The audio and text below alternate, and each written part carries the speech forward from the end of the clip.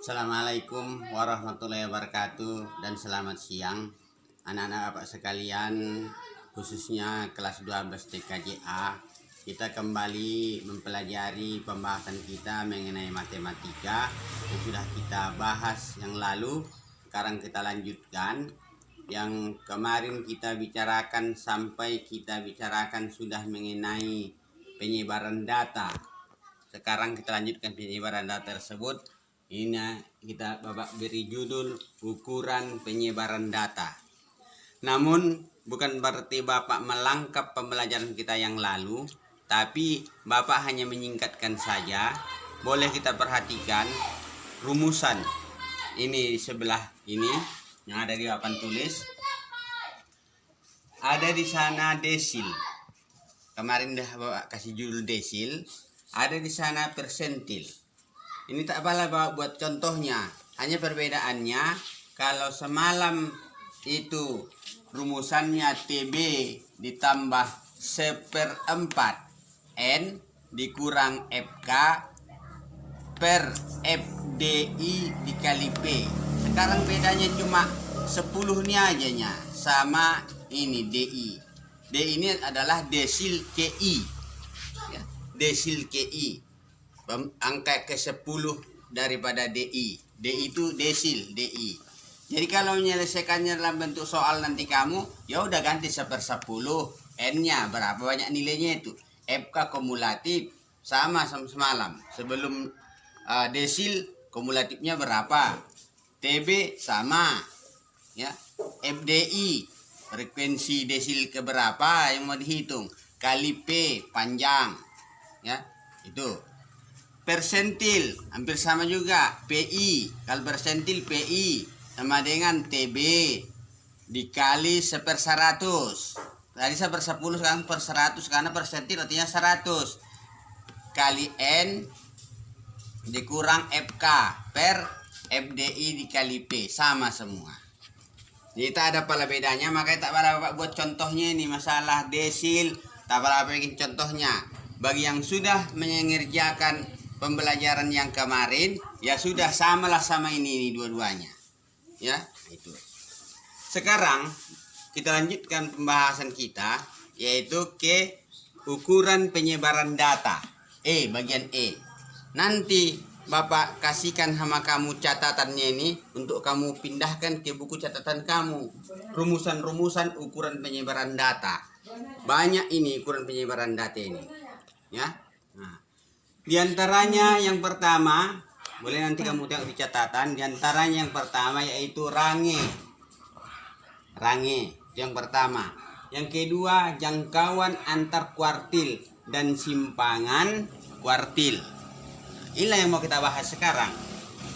Range adalah data maksimum dikurang data minimum. Artinya data yang paling tinggi atau yang paling banyak frekuensinya dikurang dengan data yang paling sedikit frekuensinya. Ya. Itu arti data maksimum, artinya data yang paling tinggi frekuensinya dikurang dengan data minimum, data yang paling rendah frekuensinya. Misalnya, kalau ada suatu data dari berkelompok, ada di sana frekuensinya 10,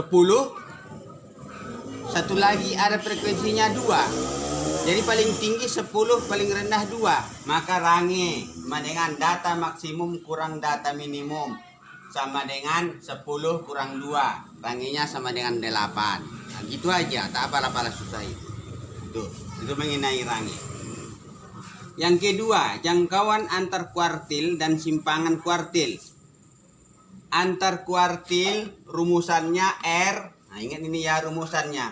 Antar kuartil rumusannya R sama dengan Q3 dikurang Q1. Artinya apa? Q yang paling besar, kuartil paling besar dikurang dengan kuartil paling kecil. Ya, begitu maksudnya itu. Bukan suka Q3 kurang Q1, enggak. Bisa saja nanti Q5 kurang Q1. Yang jelasnya R kuartil sama dengan antar kuartil sama dengan Q3 dikurang Q1 atau kuartil paling tinggi dikurang dengan kuartil paling rendah. Itu rumusnya. Simpangan antar kuartil atau simpangan kuartil. Di sini rumusannya QD. Kalau QD berarti simpangan kuartil. Kalau R antar kuartil, kalau QD simpangan kuartil. Sama dengan setengah dikali Q3 kurang Q1. Berapapun nanti ini setengahnya lah. Ini apa kasih contoh yang simpel. Ada suatu perusahaan memberikan penilaian kepada karyawannya. Mana karyawannya yang pekerjaannya baik dianggap oleh personalia. Bilang ya, ada suatu perusahaan memberikan penilaian terhadap karyawannya. Mana karyawannya yang baik kerjanya akan dinilai oleh personalia. Hasil penilaiannya adalah Q1 68,85, Q3 81,35. Inilah hasil yang diperoleh oleh personalia. Pertanyaannya, tentukanlah A, R. Apa tadi R? Antar kuartil. B, QD. QD artinya simpangan kuartil. Jawab A, rumus R sama dengan Q3 kurang Q1. Q3-nya 81,35, Q1-nya 8,85. Dikurangkan hasilnya adalah 12,5. Jadi antar kuartilnya adalah R sama dengan 12,5. B, QD. Simpangan kuartil setengah dari Q3 kurang Q1.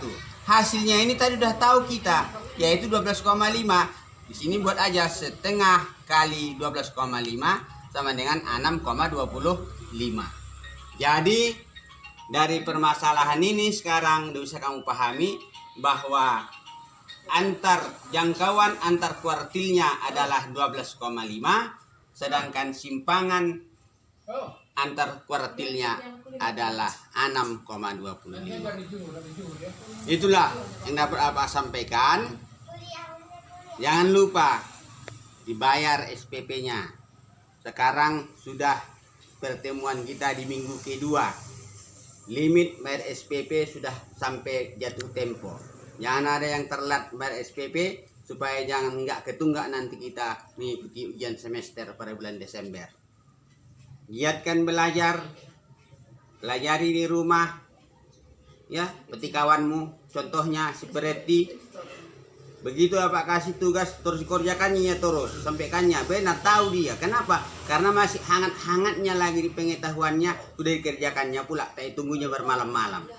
Hendaknya kamu ya begitulah, yang lain-lainnya itu bisa belajarnya dengan baik biar berhasil kalau ditamat dari sekolah ini. Demikian pertemuan kita pada hari ini. Sampai jumpa kita kembali pada bahasan berikutnya. Assalamualaikum warahmatullahi wabarakatuh dan selamat siang.